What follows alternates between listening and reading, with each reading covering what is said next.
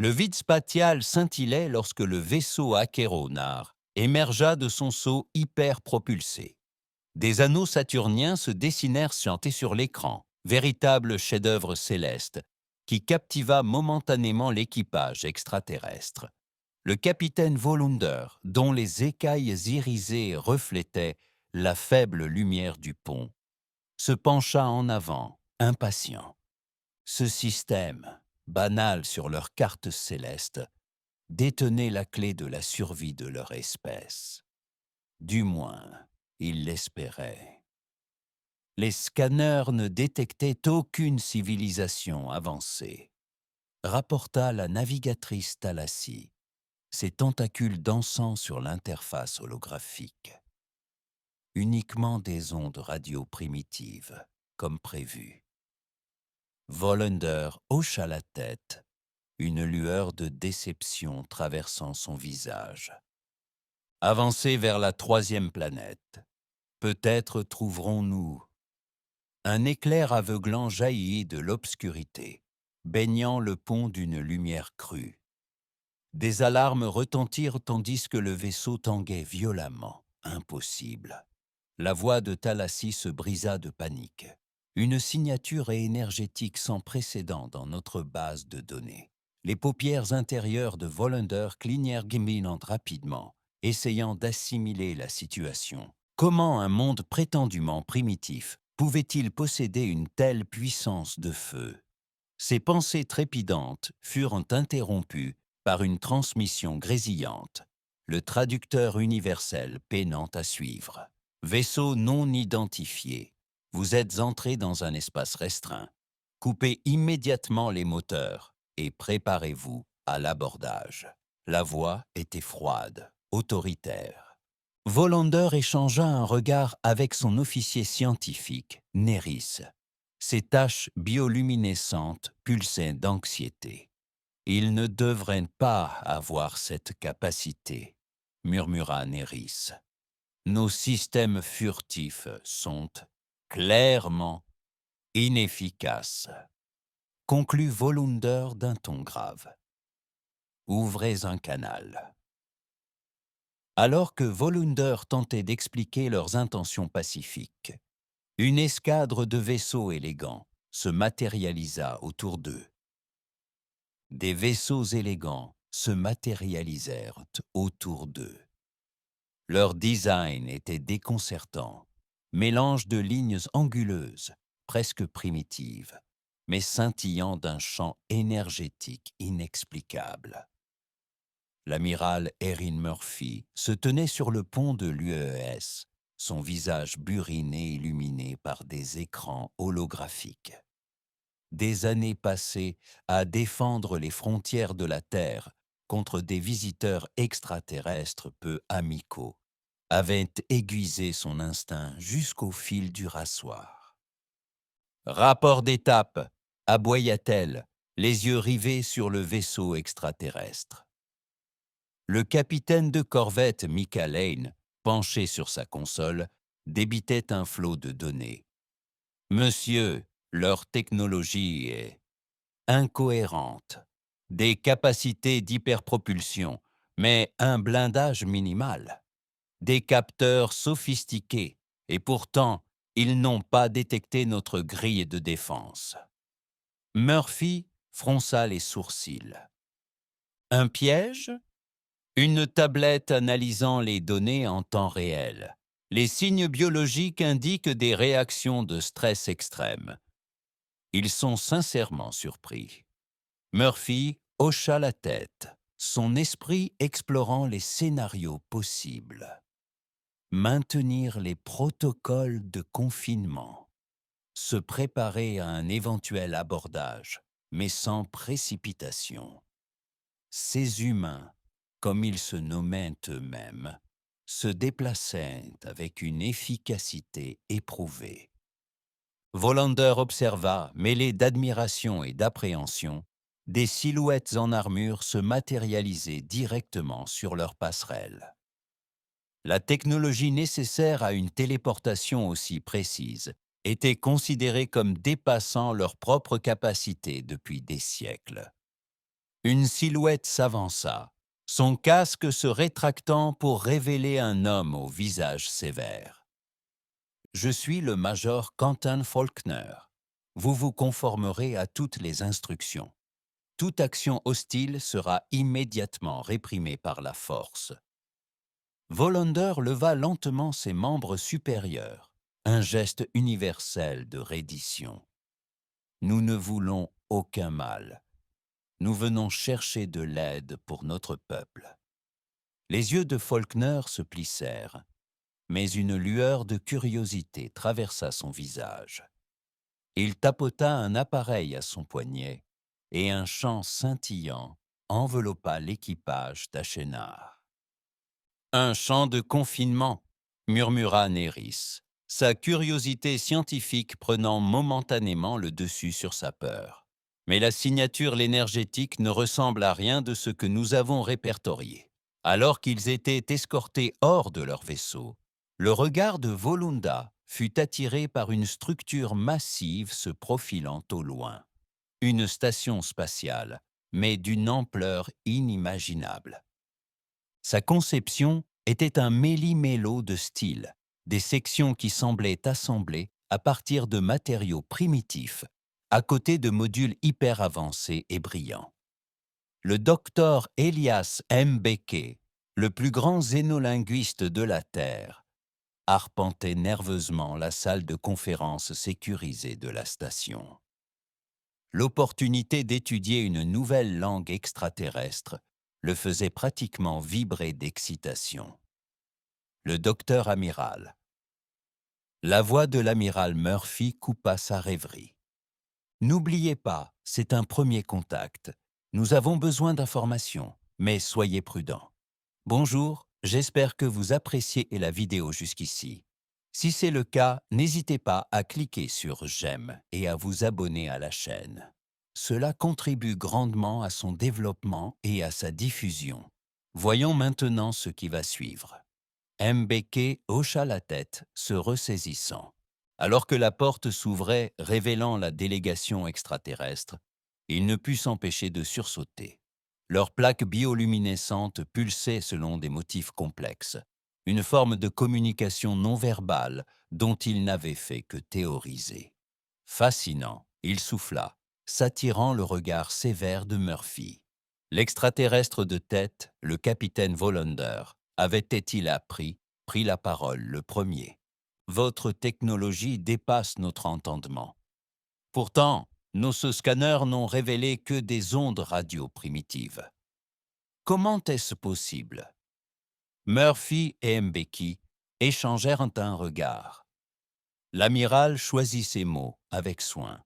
« L'histoire de la Terre est compliquée. Nous avons appris à être prudents. » Au fil de la conversation, il devint évident que la visite de l'Ashénar était née du désespoir. Une mystérieuse maladie ravageait leur espèce, et ils croyaient que la Terre détenait la clé du remède. Volander avait le vertige tandis qu'il tentait de concilier les contradictions qui se présentaient à lui. La salle de conférence elle-même était un microcosme de la dualité humaine, avec des écrans holographiques de pointe, côtoyant ce qui semblait être un simple mobilier en bois. « Votre espèce nous intrigue », s'aventura Néris, sa curiosité scientifique prenant le dessus. « Votre développement technologique semble non linéaire. » L'humain appelé Mbeke sourit, un geste que Volunda commençait à reconnaître comme amical. Nous avons connu des revers et des avancées. Alors que les discussions se poursuivaient, un brouhaha à l'extérieur de la pièce attira l'attention de tous. La porte s'ouvrit brusquement, révélant un homme débraillé en civil. « Amiral Murphy » allaita-t-il en agitant frénétiquement un datapad. « Des capteurs longue portée ont détecté. Il faut que vous voyiez ça. » L'atmosphère dans la pièce changea instantanément. La posture de Murphy se raidit et Volander sentit un frisson lui parcourir l'échine. Quelle que soit cette nouvelle information, elle annonçait clairement un problème. Jake Foster, un technicien en capteur de bas niveau, n'aurait jamais imaginé qu'il brieferait des hauts gradés et des visiteurs extraterrestres. Et pourtant, il était là, les mains tremblantes, tandis qu'il remontait les données du capteur. C'est une flotte, monsieur, balbutia-t-il. Énorme, comme nous n'en avions jamais rencontré. L'écran holographique s'alluma, montrant une nuée de vaisseaux anguleux, presque cristallins, approchant du système solaire. Le visage du docteur Fan pâlit, ses signatures énergétiques. Ils correspondent aux descriptions de la base de données d'Acheronard. Ce sont les zines, dit Murphy en plissant les yeux. Ces mêmes zines que vous avez mentionnées se développaient agressivement dans votre secteur de la galaxie. Volander hocha gravement la tête. Ils ont dû nous suivre. Amiral, vous devez comprendre. Les zines sont implacables. Ils ne reculeront devant rien pour. Une alarme stridente retentit. Des lumières d'urgence rouges baignant la pièce d'une lueur menaçante. Plusieurs signatures d'hyperpropulsion furent détectées et la voix de Foster se brisa. Ils sont là. Alors que le chaos s'installait autour d'eux, Volander croisa le regard de l'amiral Murphy. À cet instant, une compréhension silencieuse s'installa entre eux. Quelle que soit leur différence, quels que soient là les mystères qui les séparaient encore, ils étaient désormais confrontés à une menace commune. Le véritable test des capacités de l'humanité et de la véritable nature de leur relation avec les Achénards allait commencer. Les klaxons retentissaient dans la station, leurs hurlements pressants contrastant fortement avec le silence tendu qui régnait dans la salle de conférence. Le visage de l'amiral Murphy se durcit, laissant transparaître sa détermination, tandis qu'elle aboyait des ordres dans son appareil de communication. La délégation Achenard observait la scène dans un silence stupéfait, leurs taches bioluminescentes vacillant sous un mélange de peur et de fascination. Le monologue intérieur de Volander s'emballa. Comment ces humains, qui semblaient quelques instants auparavant prudents et sur leur garde, ont-ils pu se transformer soudainement en un modèle d'efficacité militaire? On aurait dit qu'ils se préparaient à ce moment depuis des lustres. « Toi », dit Murphy en désignant Volander du doigt, les yeux brillants d'intensité. « Nous avons besoin de tout ce que tu sais sur le Zine, tout de suite. » Alors que Volander commençait à expliquer, la salle autour d'eux s'anima. Des écrans holographiques s'animèrent, affichant en temps réel les données de la flotte Axène en approche. Des humains, vêtus de divers uniformes, entraient et sortaient précipitamment, leurs mouvements précis et déterminés. Le docteur Fan, le xénobiologiste, s'approcha de l'Acheronard avec un appareil portatif. « Avec votre permission, je dois vous scanner. Nous pourrions trouver une faille dans le Xène que nous pourrions exploiter. » Néris, l'officier scientifique d'Achéronard, pencha la tête avec curiosité. « Votre technologie, elle ne ressemble à rien de ce que nous avons connu. Comment avez-vous progressé aussi vite ?» Les yeux de Fan brillèrent d'une pointe de mystère. Qui a dit que c'était rapide? Avant que Néris puisse sonder davantage, l'appareil de Fan émit une série de bips. Les yeux de l'humaine s'écarquillèrent en étudiant l'affichage. « C'est impossible. Votre structure cellulaire, c'est... Amiral, vous devez voir ça. » Murphy s'approcha, les sourcils froncés examinant les données.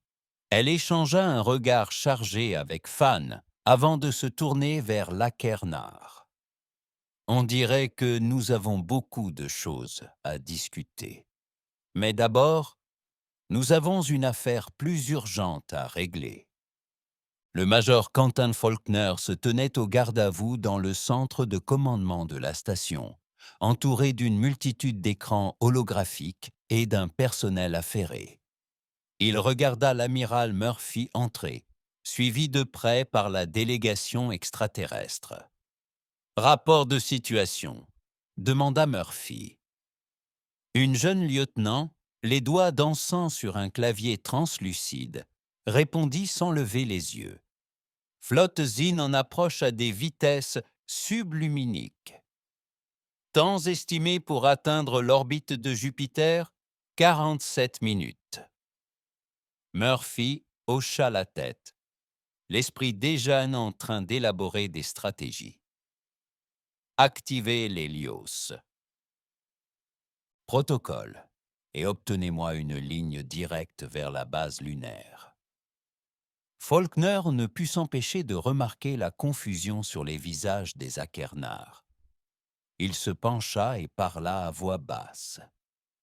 « Vous allez bientôt comprendre pourquoi il est imprudent de sous-estimer l'humanité. » Comme par magie, l'écran principal s'alluma, révélant un visage grisonnant que Faulkner reconnut comme celui du général Lindholm de la force de défense lunaire. Aaron salua Lindholm d'un ton grave. « Je suppose que ce n'est pas une visite de courtoisie. » Murphy informa rapidement le général de la situation. L'expression de Lindholm resta impassible, mais Faulkner remarqua une lueur dans le regard du vieux soldat. C'était le regard d'un homme qui attendait ce moment. Compris, Lindholm hocha la tête. Les batteries arquiliennes sont chargées et prêtes. Il suffit de donner l'ordre. Les Aquenards échangèrent des regards perplexes. Volander, incapable de contenir sa curiosité, prit la parole. « Batteries arquiliennes. Nous n'avons détecté aucune arme de ce type dans votre système. » Un léger sourire se dessina au coin des lèvres de Murphy. « C'est justement là le problème, capitaine. » Volander avait l'impression de se noyer dans un océan de contradictions. Chaque instant passé parmi ces humains révélait de nouvelles profondeurs à leur capacité, laissant entrevoir une histoire bien plus complexe que ne le laissait présager leur premier scan. Son regard fut attiré par un écran proche, montrant une coupe transversale de ce qui semblait être la Lune. Mais au lieu d'un corps céleste solide, l'image révélait un réseau de chambres et de tunnels, hérissés d'une technologie défiant toute explication. « Impossible », souffla Néris, son esprit scientifique peinant à traiter ce qu'elle voyait. Les relevés énergétiques à eux seuls nécessiteraient une telle analyse. Mais comment avez-vous pu cacher cela à nos scanners? Le docteur Mbeke, le xénolinguiste, s'approcha avec un sourire bienveillant. Comme le dit le vieux dicton terrestre, nous avons plus d'un tour dans notre sac. La désinvolture avec laquelle il prononça cette phrase fit frissonner Volander. Quels autres secrets ces humains cachaient-ils? Et surtout, pourquoi? Avant qu'il puisse réfléchir davantage, une vive douleur lui traversa l'abdomen. Volander se plia en deux, ses plaques bioluminescentes s'embrasant de détresse. Le mal qui les avait poussés à demander de l'aide sur Terre s'affirmait au pire moment. « Docteur », Fan fut à ses côtés en un instant, ses scanners précédents oubliés face à une urgence médicale. « Que se passe-t-il? Est-ce bien le problème que vous avez mentionné plus tôt ?» Volander hocha faiblement la tête, peinant à former des mots. « Notre peuple, mourir. Besoin. » Soudain, La douleur s'apaisa aussi vite qu'elle était apparue. Volander se redressa, gêné par son moment de faiblesse. Mais l'inquiétude sur les visages des humains était sincère. Et pendant un instant, il sentit une lueur d'espoir. Peut-être que ces êtres énigmatiques pouvaient vraiment aider son peuple. L'amiral Murphy observait le capitaine extraterrestre avec un mélange d'inquiétude et de calcul. L'apparition soudaine et la disparition tout aussi soudaine des symptômes étaient troublantes. Elle prit note mentalement de demander au docteur Fan de prioriser les recherches sur l'état de l'Aquernar, une fois la menace immédiate écartée. Amiral, une voix la frappa. C'était le commandant Aïcha Karim, responsable de la cybersécurité de la station. Nous détectons des schémas de données inhabituels dans la flotte Zine qui approche. Cela ne ressemble à rien de ce que nous avons vu auparavant. Murphy fronça les sourcils. Les doigts de Karim parcoururent donc sa console, faisant apparaître une série de diagrammes complexes. Leur vaisseau semble fonctionner comme une seule entité en réseau, hautement efficace, mais potentiellement vulnérable au bon type de cyberattaque. Une étincelle d'inspiration jaillit chez Murphy. Elle se tourna vers la délégation d'Aquernar. Vos précédentes analyses d'usine vous ont-elles permis de recueillir des données sur leur protocole de communication? Néris hocha la tête avec empressement, sortant un petit appareil d'une poche de sa combinaison. Nous disposons de nombreux enregistrements, mais nous n'avons jamais pu décrypter entièrement leur transmission. Le sourire de Murphy était prédateur. Commandant Karim, travaillez avec nos invités. Voyez si vous pouvez trouver un moyen d'exploiter ce réseau. Dr Mbeke, aidez-nous pour les problèmes de traduction.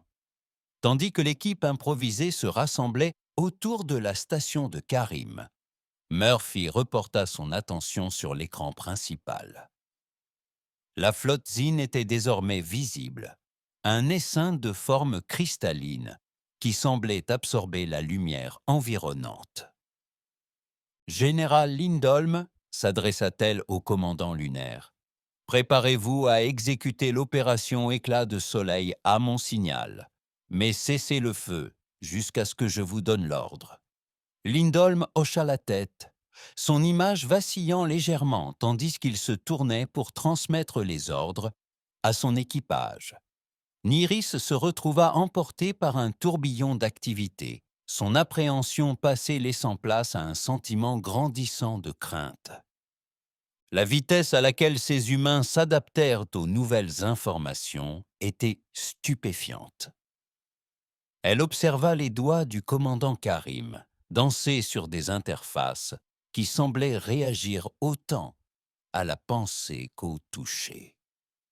Votre technologie, s'aventura Nairis, incapable de contenir sa curiosité. Elle ne ressemble à rien de ce que nous avons enregistré. Même les espèces que nous considérions comme des légendes anciennes ne possédaient pas une telle intégration. Karim sourit, les yeux fixés sur son travail. Parfois, les astuces les plus anciennes sont les meilleures. On les peaufine simplement avec le temps. La voilà de nouveau, ce soupçon de quelque chose de plus grand, plus ancien. Naris sentit une théorie se former au fond de son esprit, mais elle était trop farfelue pour être envisagée. Ces humains ne pouvaient sûrement pas l'être. Ses pensées furent interrompues par une exclamation triomphante du docteur Mbeke. « J'ai compris. Le langage des fanzines, il est basé sur une progression mathématique, complexe mais pas incassable. » Les yeux de Karim s'illuminèrent. C'est la clé. Si nous pouvons introduire une erreur en cascade dans leur réseau, alors que les humains élaboraient rapidement un plan qui semblait à la fois brillant et fou, Néris ne put s'empêcher de ressentir un mélange d'espoir et de malaise. Ces êtres, qu'ils avaient été considérés quelques heures auparavant comme primitifs, étaient désormais leur meilleur espoir face à la menace Zin. Mais à quel prix? Et quelles autres surprises leur réservait-il? Dans les profondeurs de la base lunaire, le général Lindholm se tenait devant un immense panneau de contrôle, ses mains usées par les intempéries, planant au-dessus d'une série d'interrupteurs aux inscriptions inquiétantes. Des décennies de préparation avaient mené à ce moment, et pourtant, il éprouvait un pincement au cœur d'en être arrivé là. Un officier subalterne s'approcha et salua sèchement. « Monsieur, nos batteries Kilian sont à pleine charge, les solutions de ciblage verrouillées. » Lindholm hocha la tête, l'air sombre. « Préparez-vous à tirer sur mon ordre, et que les dieux, quels qu'ils soient, aient pitié de nous tous. »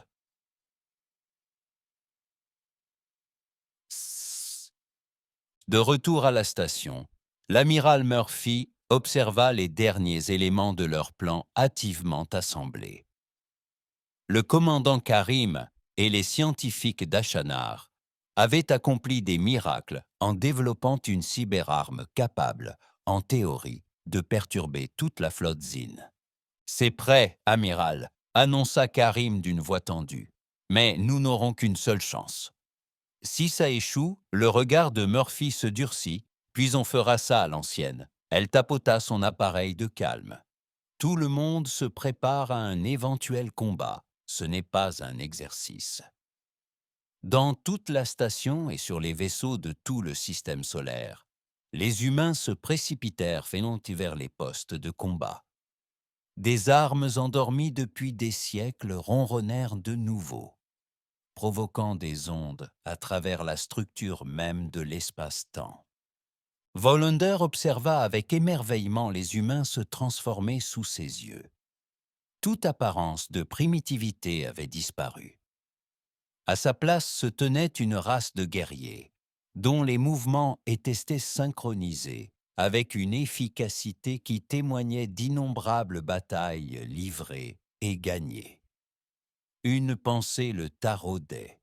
« Amiral, risqua-t-il, votre peuple semble préparé à cela, comme si vous vous attendiez à une telle chose depuis longtemps. » Le sourire de Murphy était crispé, ses yeux ne quittant jamais les écrans tactiques. « Disons simplement que nous avons appris à espérer le meilleur et à nous préparer au pire. » Avant que Volander ne puisse sonder davantage, les alarmes retentirent dans toute la station. La flotte Zin était entrée dans le système solaire externe. Leur vaisseau se déplaçait avec une précision surnaturelle qui lui donna des frissons. Ça y est, la voix de Murphy trancha la tension. Karim exécute une cyberattaque. « Général Lindholm, parez-vous pour tirer sur mon ordre. » Attaque. « Général Lindholm, parez-vous pour tirer sur mon ordre. » Alors que les doigts du commandant Karim parcouraient presque sa console, déclenchant l'arme cybernétique, Volunda ressentit une bouffée d'espoir. Peut-être c'est remarquable. Les humains pourraient vraiment renverser la situation face à la menace Zin. Mais alors même que cette idée se formait, une nouvelle alarme retentit. Le visage de Karim pâlit en lisant les données entrantes. L'alarme retentit. Le visage de Karim pâlit en lisant les données entrantes. « Amiral Lexin, il s'adapte. La cyberattaque, c'est... ils l'utilisent contre nous. » À cet instant, alors que le chaos s'emparait d'eux, Volunda comprit que le véritable test des capacités de l'humanité et du destin de leurs deux espèces ne faisait que commencer. Tandis que la flotte Zin sillonnait le système solaire, ses vaisseaux cristallins absorbant et déformant la lumière d'une manière défiant la physique conventionnelle, un silence tendu s'abattit sur le centre de commandement. L'amiral Murphy plissa les yeux, son esprit explorant les imprévus plus vite que n'importe quel IA. Ils se sont adaptés à notre cyberattaque, murmura-t-elle, plus pour elle-même que pour quiconque. Puis, plus fort, commandant Karim, isolez nos systèmes. Général Lindholm, préparez-vous à exécuter l'opération Sunburst à mon signal. Volander observa avec fascination le choc initial des humains céder la place à une efficacité froide et calculée. C'était comme s'ils s'étaient entraînés pendant des siècles pour ce moment précis. Soudain, l'écran principal s'anima. La flotte Zin, jusque-là évoluant comme une seule unité, se scinda en deux groupes distincts. Le contingent le plus important poursuivait sa progression inexorable vers la Terre, tandis qu'une force plus petite, mais néanmoins redoutable, se détachait, se dirigeant vers la planète rouge. Mars, souffla Néris, ses taches bioluminescentes, palpitant d'inquiétude. Mais pourquoi? Il n'y a rien là-bas, à part de la poussière et de vieux rovers humains, n'est-ce pas? Les lèvres du docteur Farn s'étirèrent en un sourire entendu. Oh, il y a bien plus que ça, je vous assure. Avant que Néris ne puisse approfondir la question, la voix de l'amiral Murphy coupa court à la tension. Colonel Evers, à vous de jouer. Montrez à ces salauds cristallins pourquoi il est déconseillé de fouler notre sol. L'écran changea de direction, révélant un homme à l'allure robuste, vêtu d'une exosquelette poussiéreuse. Derrière lui, une vaste caverne souterraine s'étendait à perte de vue, remplie de rangées de véhicules élégants et menaçants, qui ne ressemblaient en rien aux rovers martiens primitifs qu'Akernar avait imaginés. « Bien reçu, amiral », sourit Evers, son visage buriné masquant la détermination. La brigade Arès attendait ce jour avec impatience. Nous ne vous décevrons pas. Lorsque la transmission fut coupée, Volander se tourna vers l'amiral Murphy, l'esprit bouleversé. « Vous avez eu une présence militaire sur Mars tout ce temps? Mais nos scanners... » Le sourire de Murphy était énigmatique. « Capitaine, vous allez bientôt apprendre pourquoi l'humanité a survécu aussi longtemps. Nous sommes très doués pour nous cacher à la vue de tous. » Les heures suivantes furent un tourbillon d'activités. La délégation d'Acheronar observa avec stupeur les humains coordonner une défense couvrant deux planètes et l'espace qui les séparait. Depuis leur poste d'observation depuis la station orbitale, ils étaient aux premières loges d'une démonstration de prouesse militaire qui défiait leur compréhension des capacités humaines. Sur Mars, la force d'atterrissage de Zin rencontra une résistance immédiate et écrasante. La brigade Arès surgit de bunkers dissimulés à la surface de la planète. Ses véhicules et ses systèmes d'armes parfaitement adaptés à l'environnement martien hostile. Regardez-la, pointa Néris, sa curiosité scientifique prenant le pas sur sa peur. Sur l'écran principal, des soldats humains en exosquelette exploitaient la faible gravité martienne pour accomplir des prouesses d'agilité, parcourant de vastes distances pour déjouer les plans des forces terrestres Zin. Mais ce n'était pas seulement leur puissance de feu brute qui impressionnait les Akanars.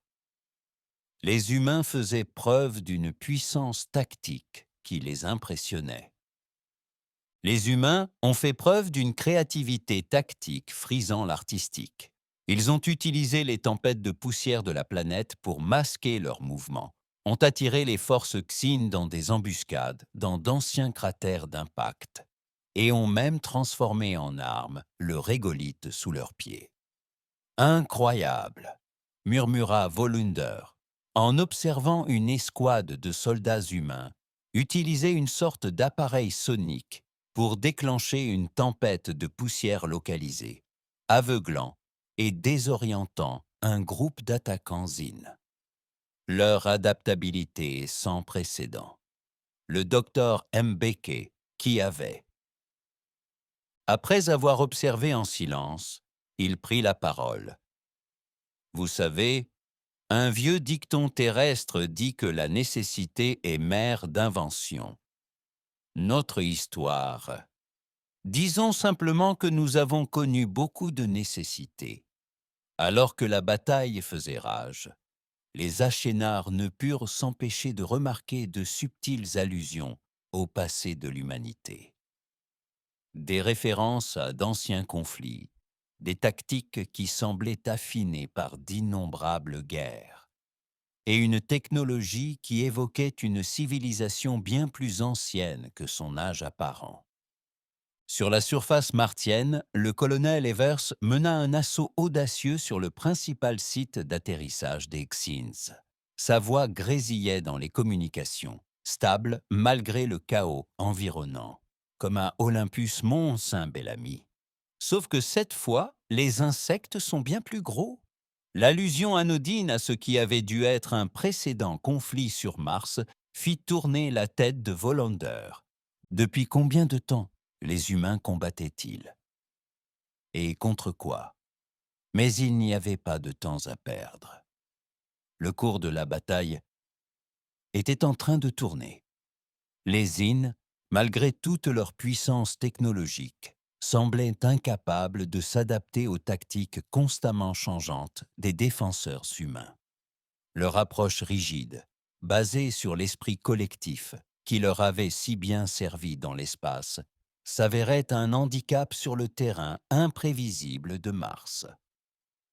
L'amiral Murphy observait la bataille se dérouler avec un mélange de fierté et de détermination farouche. « Général Lindholm, ordonna-t-elle, la flotte Zin se divise. C'est notre chance. Exécutons l'opération Sunburst. À la surface lunaire, des systèmes d'armes cachés, endormis depuis des siècles, reprirent vie. Le régolithe lui-même sembla se déplacer et se transformer, révélant d'énormes projecteurs d'énergie braqués sur le cœur de la flotte Zin. Des batteries arquiliennes, à pleine charge, rapporta Lindholm, la voix tendue par l'impatience. Tirs en 3, 2, 1. L'espace entre la Lune et la flotte, Zin explosa dans un éclatant déploiement de lumière et d'énergie. Des faisceaux d'énergie cohérente, plus puissants que tout ce que les Achénards avaient jamais vu, jaillirent de la surface lunaire. Là où ils frappèrent, les vaisseaux Zin cessèrent tout simplement d'exister, leur matière se transformant en énergie en une fraction de seconde. Devant le vide cosmique, Naris haleta, son esprit scientifique peinant à comprendre les énergies en jeu. Un tel armement ne devrait pas être possible sans déchirer la trame même de l'espace-temps. Le sourire de Murphy était sombre. Qui a dit le contraire? Nous venons d'apprendre à le recoudre. L'assaut combiné de Mars et de la Lune a plongé les Zin dans le désarroi. Leur flotte, autrefois coordonnée, se disloqua, chaque vaisseau tentant d'échapper à l'assaut.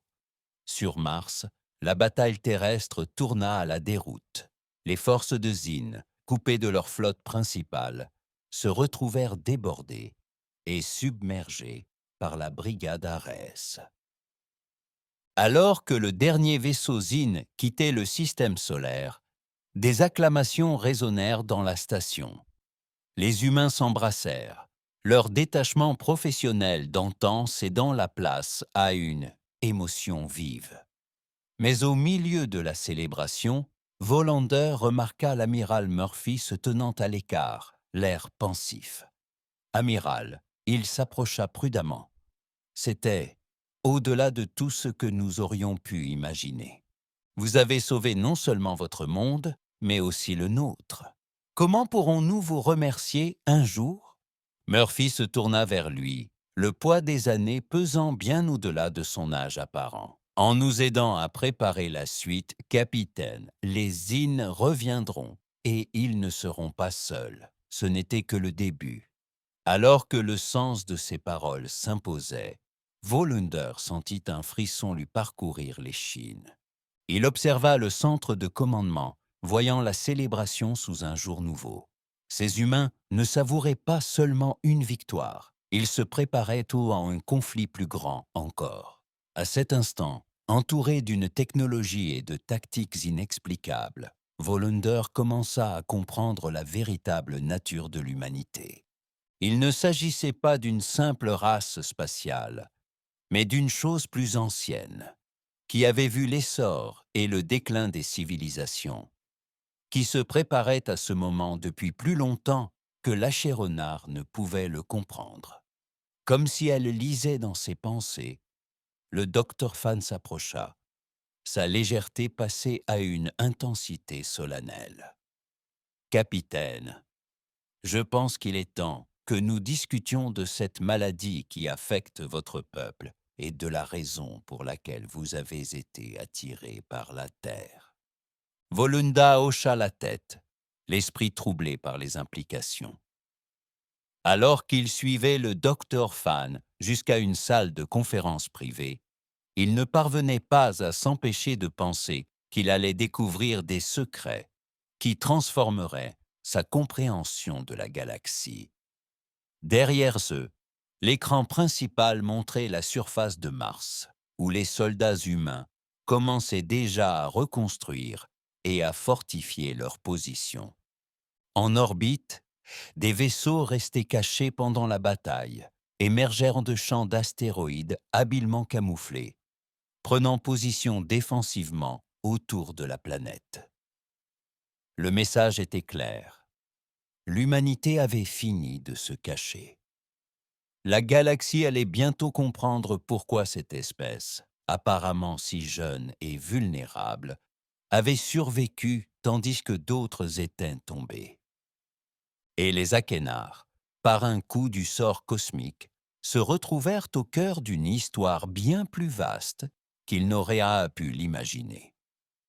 Alors que la porte de la salle de conférence se refermait derrière eux, Volunder se prépara à des révélations qui allaient changer le cours de l'histoire galactique.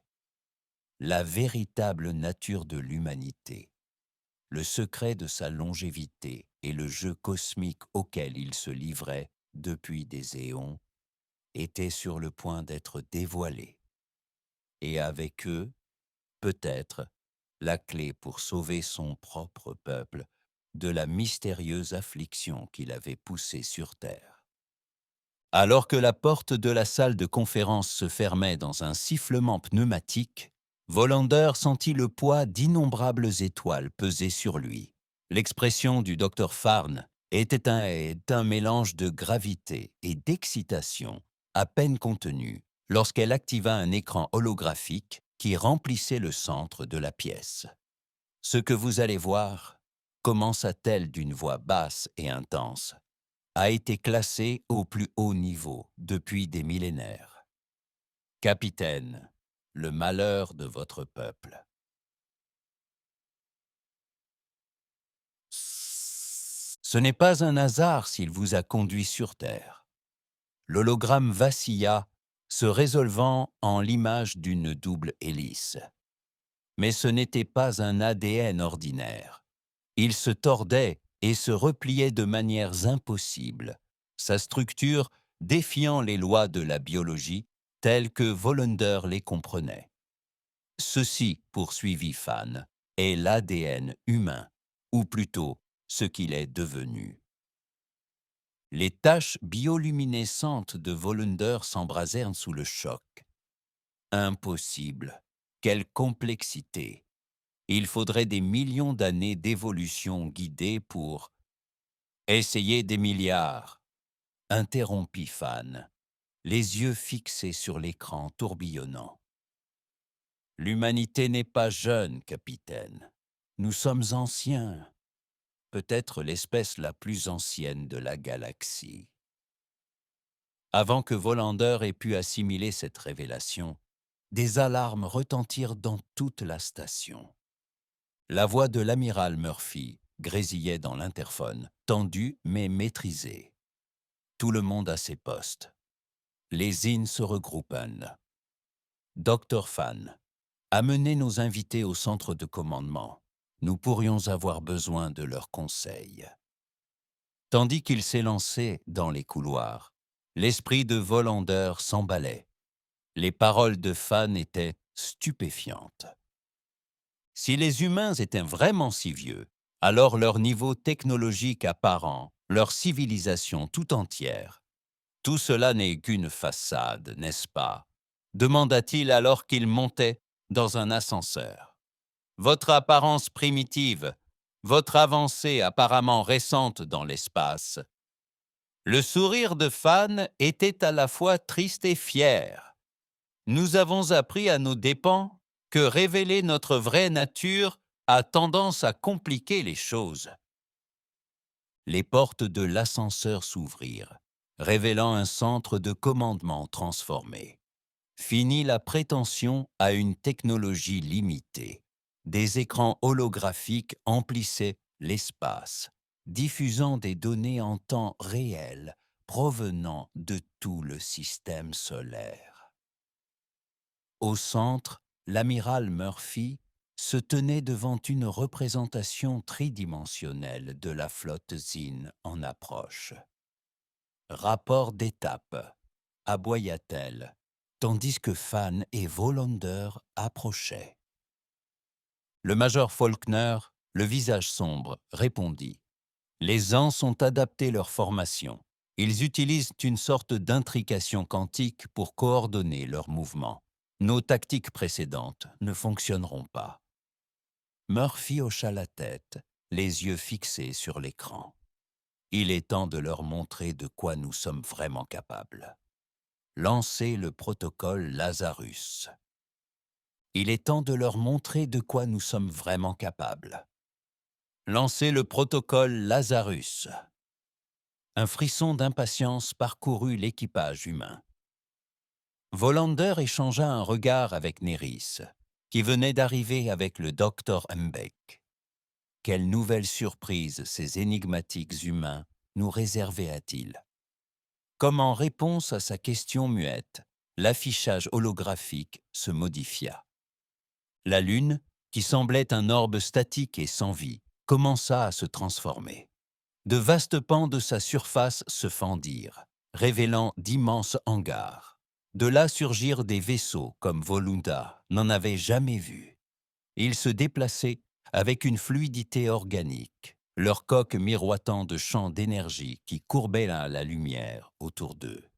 Leurs coques scintillaient de champs d'énergie qui courbaient la lumière autour d'eux. Par le vide cosmique, souffla Néris, ces vaisseaux, ils sont vivants, n'est-ce pas? Jaya et Becky hochèrent la tête à la tête, les yeux brillants de fierté. En quelque sorte, des interfaces bioneurales, des matrices de conscience quantique, fruits d'une éternité de développement. Alors que la flotte lunaire prenait position défensivement autour de la Terre, Murphy se tourna vers les Ashernars. Vos connaissances sur les tactiques des IN pourraient être cruciales.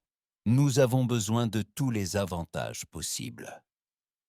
Volander s'avança, mettant de côté son admiration pour se concentrer sur la tâche à accomplir. Les IN s'appuient fortement sur la tactique des essaims.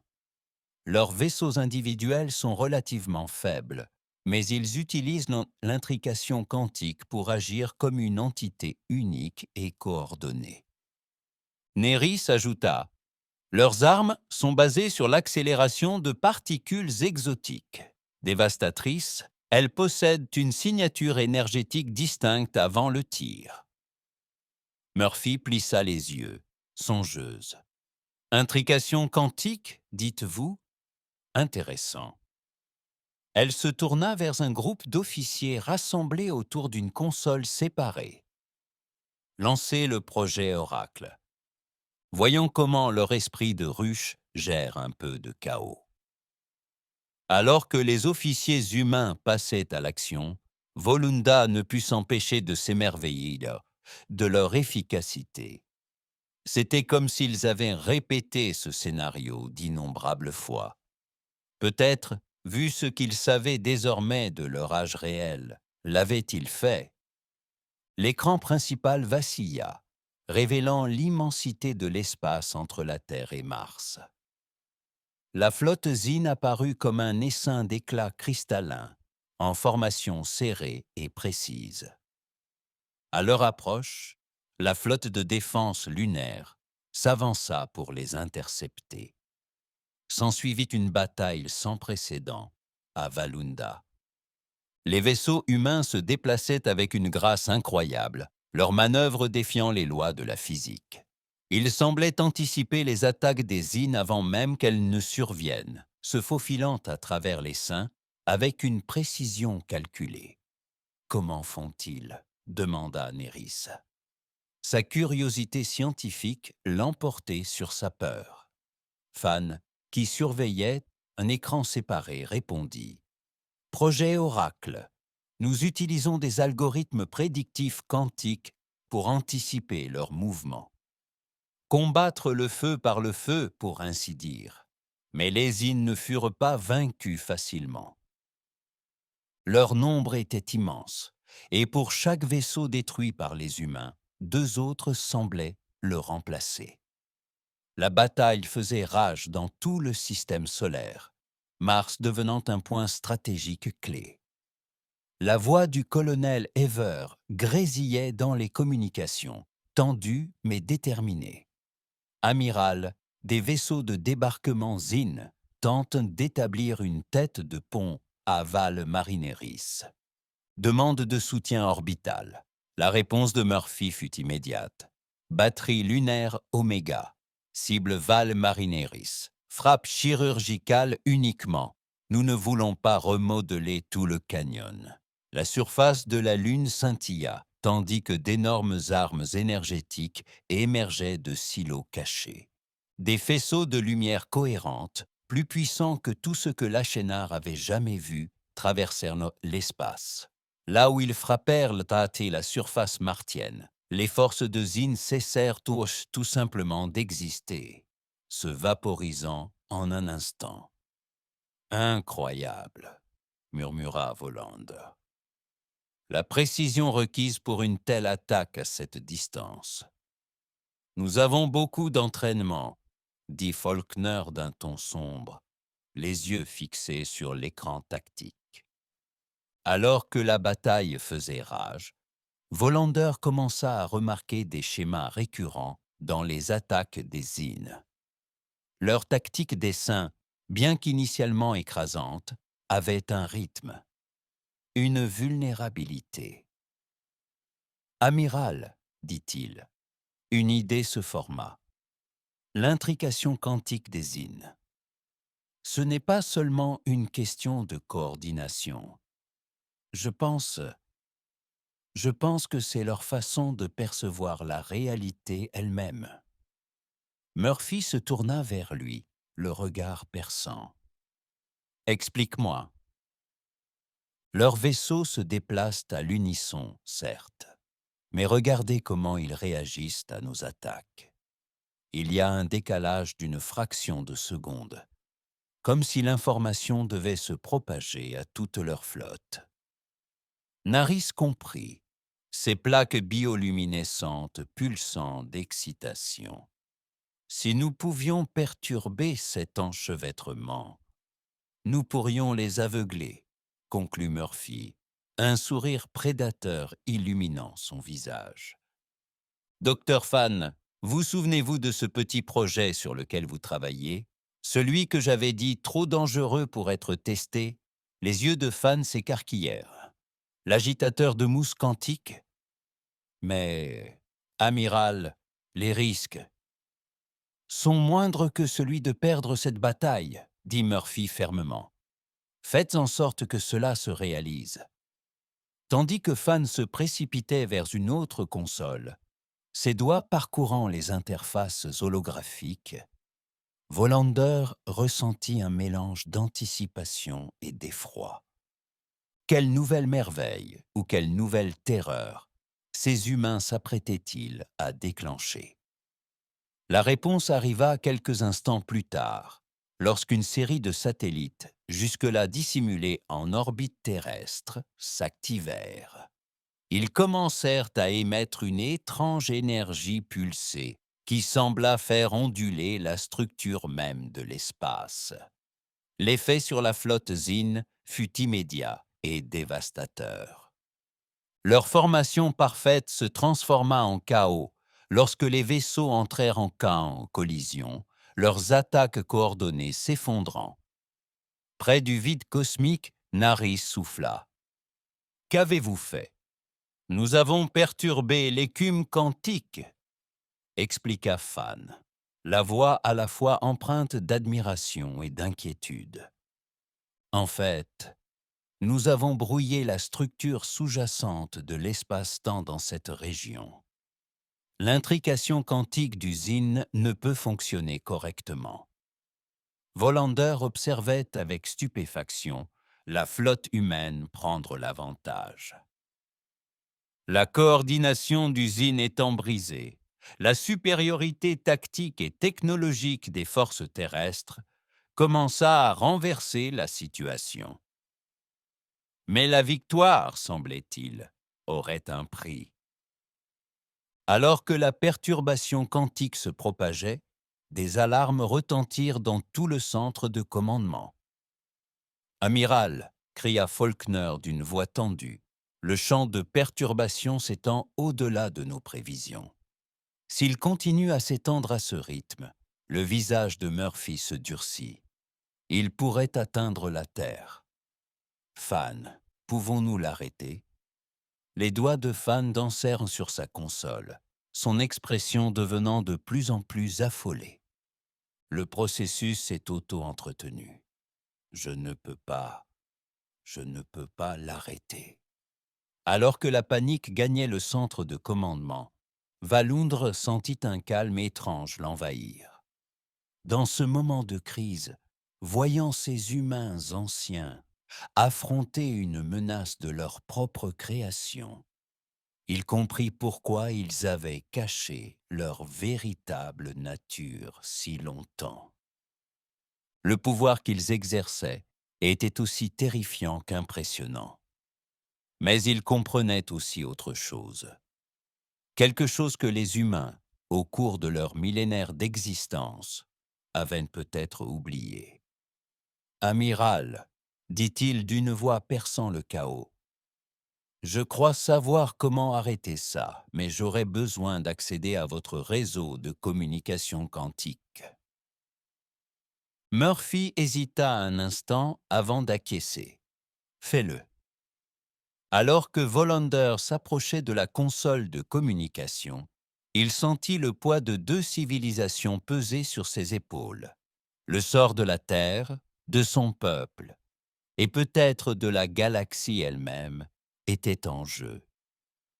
Prenant une profonde inspiration, il commença à saisir une série de commandes, puisant dans le savoir que son peuple conservait depuis des générations, celui des forces fondamentales qui façonnaient l'univers lui-même.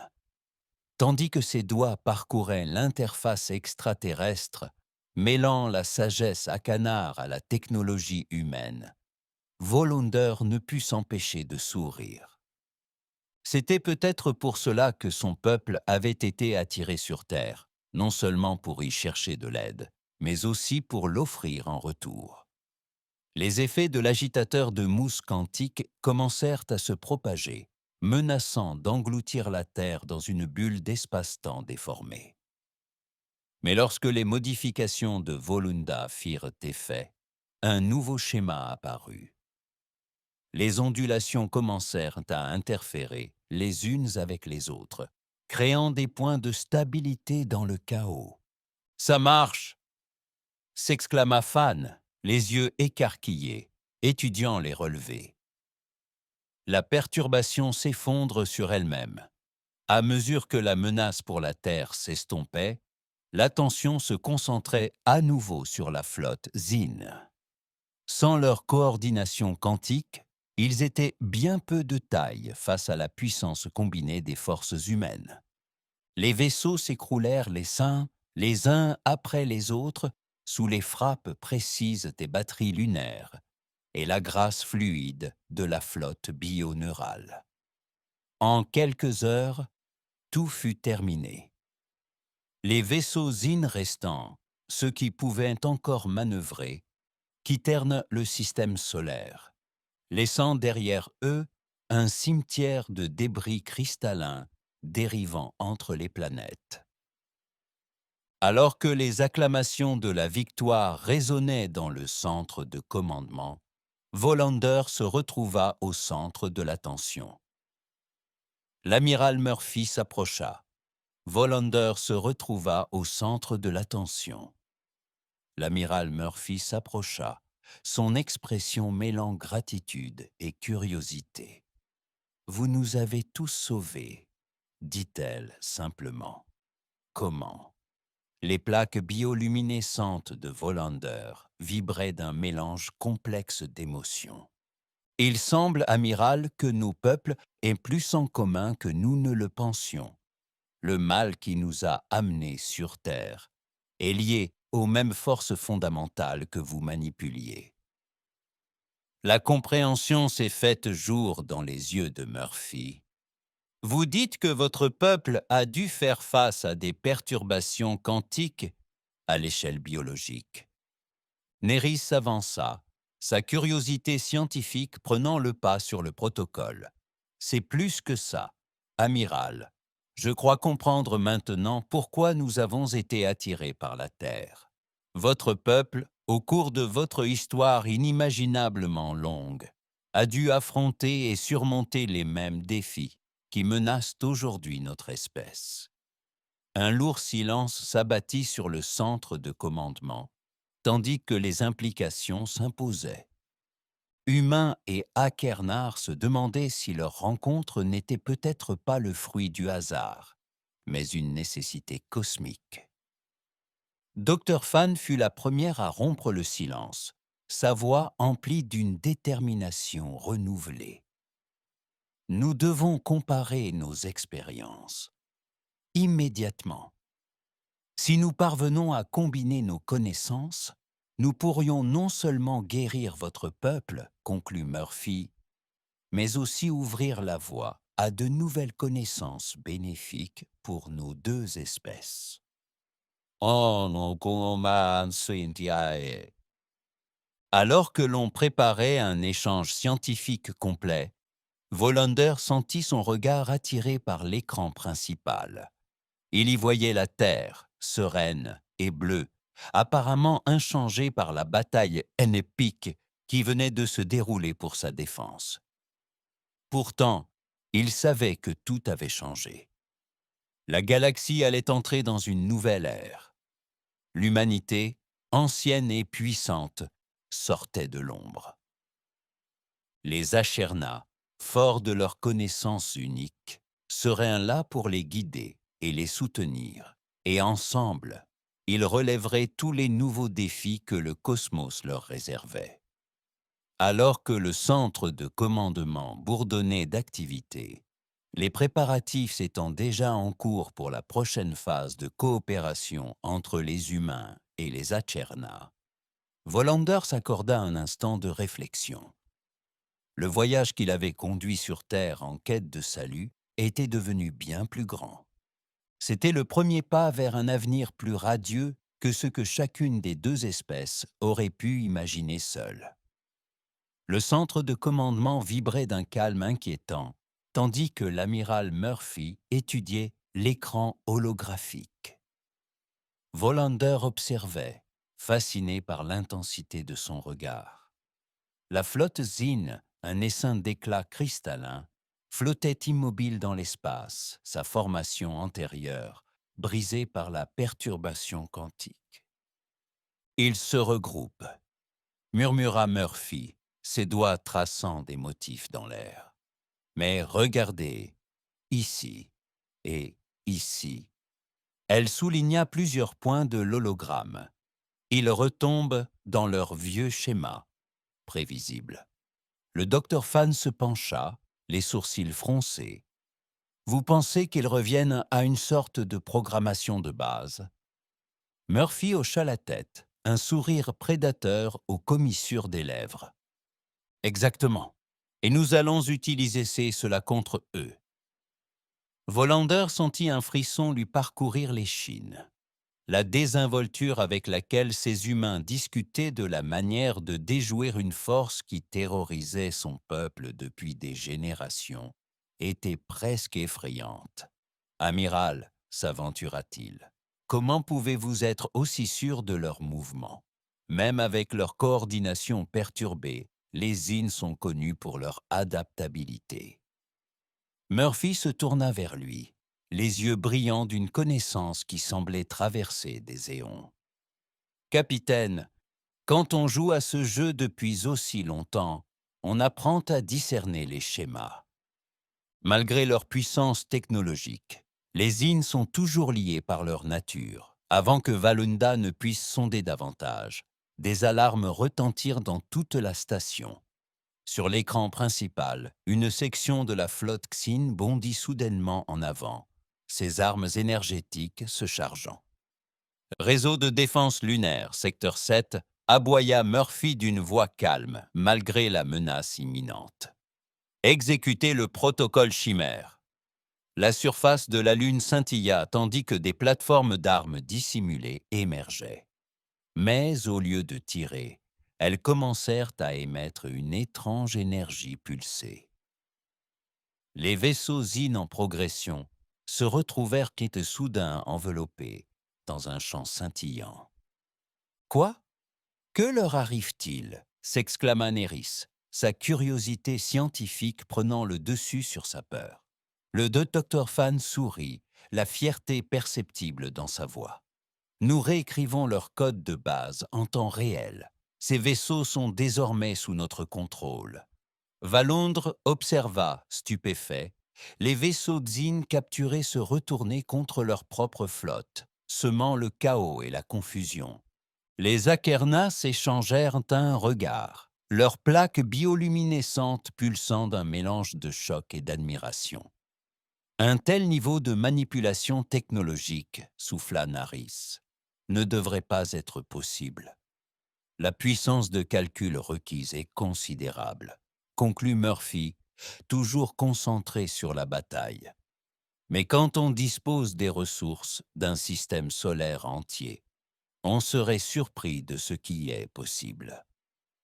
Alors que la bataille faisait rage, Volander commença à remarquer un schéma récurrent. Chaque manœuvre des Zines semblait anticiper et contrer avant même d'avoir atteint son plein potentiel. C'était comme si les humains jouaient sur les deux tableaux d'une partie d'échecs cosmique. Murphy désigna alors un secteur de l'espace apparemment vide. C'est là qu'ils lanceraient leur prochaine offensive. Major Faulkner déployait l'escadron fantôme. Dans l'ombre d'un champ d'astéroïdes proche, un groupe de vaisseaux noirs et élégants se matérialisa. Leurs mouvements, avec une fluidité organique défiant les lois de la physique, interceptèrent la force d'assaut Xen avant même qu'elle ne puisse émerger complètement de l'hyperespace.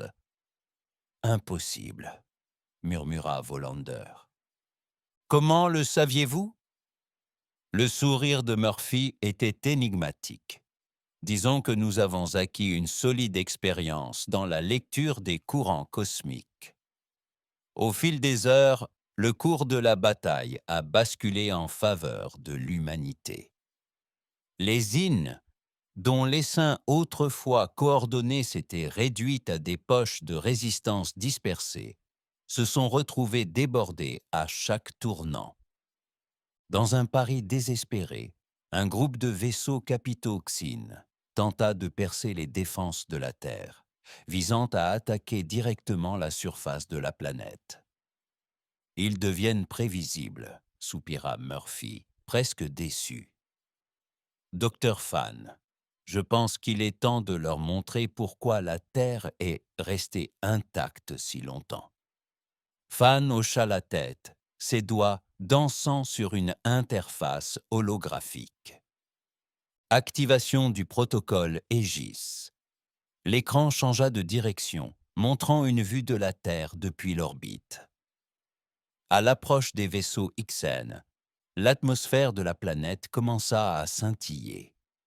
D'immenses champs d'énergie fusionnèrent, formant des motifs géométriques complexes qui s'étendaient sur des continents. Le feu des armes XN, suffisamment puissant pour vitrer des planètes entières, se dissipa sans dommage contre la barrière. Mais ce n'était pas seulement une mesure défensive. Des vrilles d'énergie et d'énergie jaillirent, piégeant les vaisseaux Xin et les écrasant comme des coquilles d'œufs cosmiques. Par le vide, murmura Néris, la voix emplie d'admiration. Votre planète entière est une arme. Pas une arme, corrigea doucement Murphy. Un gardien, il y a une différence. Alors que les derniers membres de la flotte Xin se retiraient, leur puissante armada, autrefois réduite à une fraction de sa puissance d'antan, un silence stupéfait s'abattit sur le centre de commandement. Volander se tourna vers l'amiral Murphy, ses plaques bioluminescentes vibrant d'un mélange d'émotions qu'il ne parvenait pas à nommer.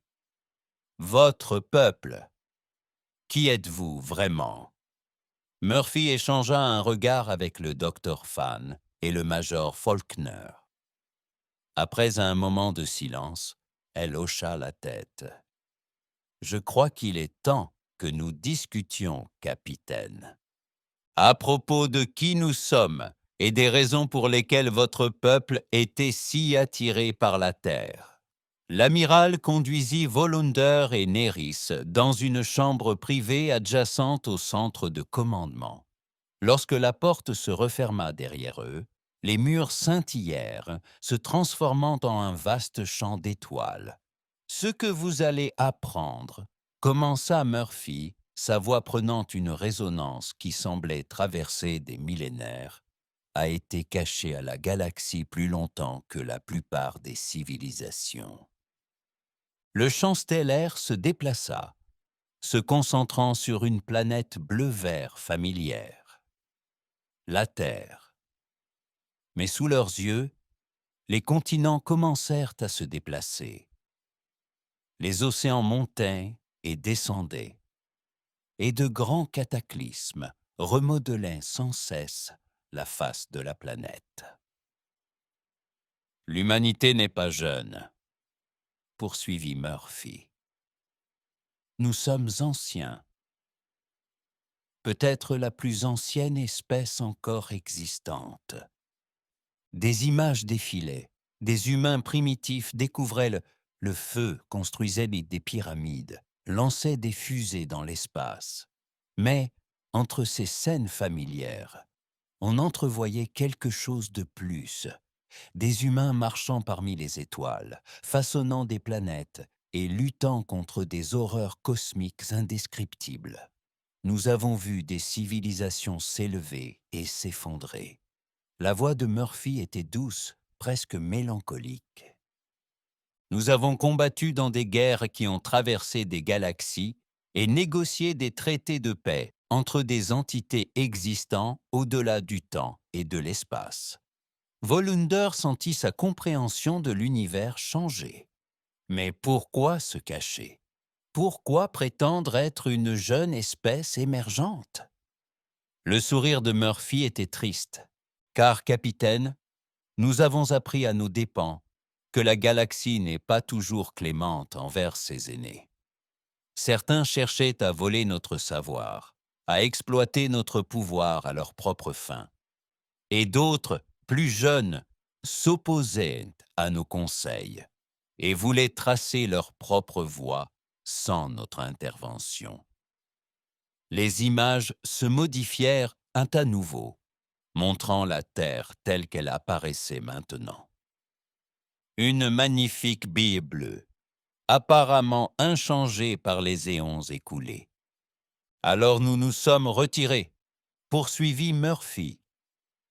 Nous avons caché notre véritable nature et observé dans l'ombre. Nous avons guidé quand c'était nécessaire, sommes intervenus quand il le fallait, mais toujours en coulisses.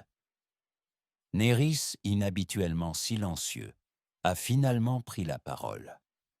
Le malheur qui afflige notre peuple, vous le saviez, n'est-ce pas? C'est pourquoi nous avons été attirés ici. Fan hocha la tête, le regard empli de compassion. Votre situation est quelque chose que nous avons déjà observé chez des espèces qui approchent d'un tournant évolutif critique.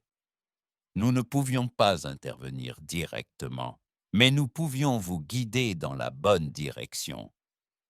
Valundra était bouleversé par les implications. Alors, tout notre voyage ici, notre rencontre avec les Zines, c'était un test, conclut Murphy, et une leçon. Nous devions voir si votre peuple était prêt à entendre la vérité, et si l'on pouvait vous faire confiance avec le savoir que nous possédons. Le champ d'étoiles s'estompa, rendant à la pièce son état initial. Murphy s'avança, droite et majestueuse. Capitaine Volander, scientifique Néris, au nom de l'humanité, je vous invite, vous et votre peuple, à nous rejoindre. Non pas comme des suppliants en quête d'aide, mais comme des partenaires pour préserver l'avenir de notre galaxie.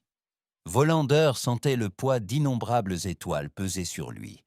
Le choix qui s'offrait à lui allait façonner non seulement le destin de son peuple, mais potentiellement celui d'innombrables civilisations à travers le cosmos.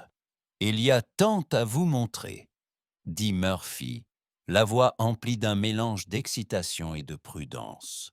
« Mais pas ici.